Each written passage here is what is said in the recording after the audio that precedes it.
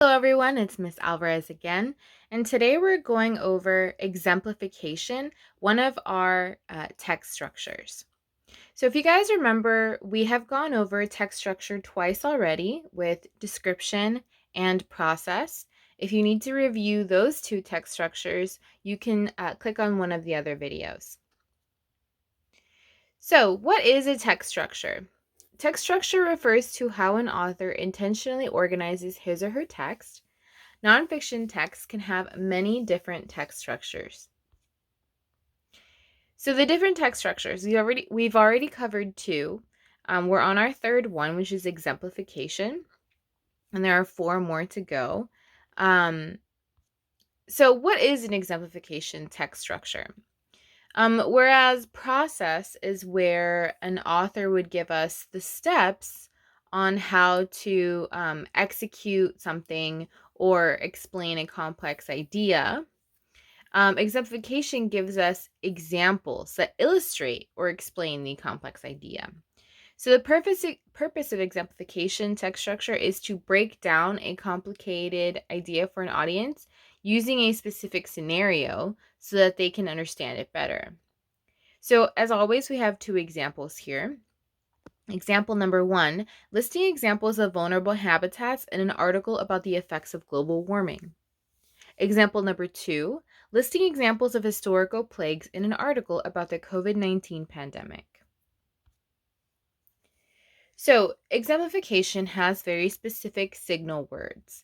Signal words are those transition and other types of words or phrases that signify or show us that what they are using is this text structure. So they're giving us examples. So here are some of these signal words. For example, to illustrate, for instance, in fact, such as, in addition or additionally, and other addition transition words. So words that add an idea.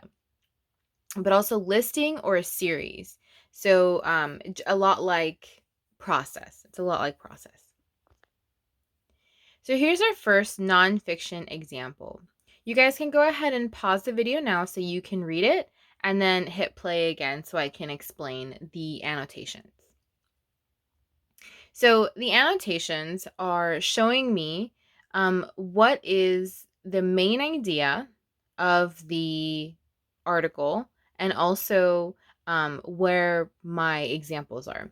So if we look, it says, you've probably got an earworm. So if I look at the title, Everyday Mysteries, Why Songs Get Stuck in Our Heads, and then I look at that underlined sentence, the idea of the earworm is the main idea. So we're looking at the idea of the earworm, and then we're looking for hints that this may be exemplification.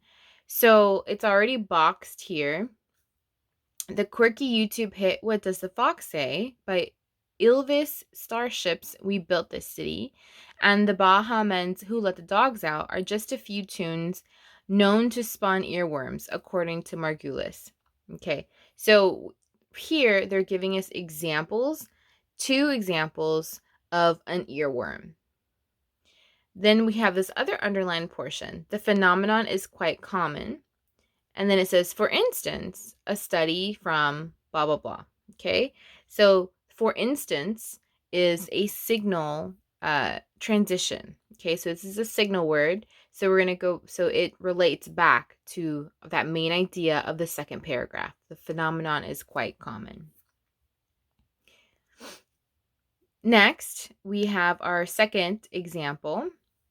And this is an excerpt from Cute or Creepy, Why Humans Love Some Species, Loathe Others. An orca by any other name. So this is about the perception of animals, correct? So if you guys, you can pause for a second so you can read this. But if we look at this first underlined portion in the first sentence, as with most things, popular culture has a huge effect on how society perceives animals. Whereas the movie Free Willy prompted a wave of sympathy for the protection of endangered orcas, arachnophobia hardly helped spiders' cause. See also Jaws for sharks. Okay, so Reading this, I know that that first sentence, that underlined portion, is our main idea, correct? And then following that, we have a list of movies that are a part of popular culture and also shows the effects on how society perceives animals. So we've got movie Free Willy and how it talks about orcas. We have arachnophobia and its idea of spiders. And we have Jaws for sharks.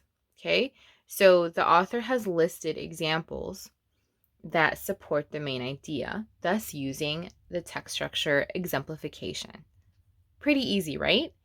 When you guys go forth and practice identifying exemplification in your own articles, remember that what you are looking for are signal words and also the types of examples that an author uses to support their ideas.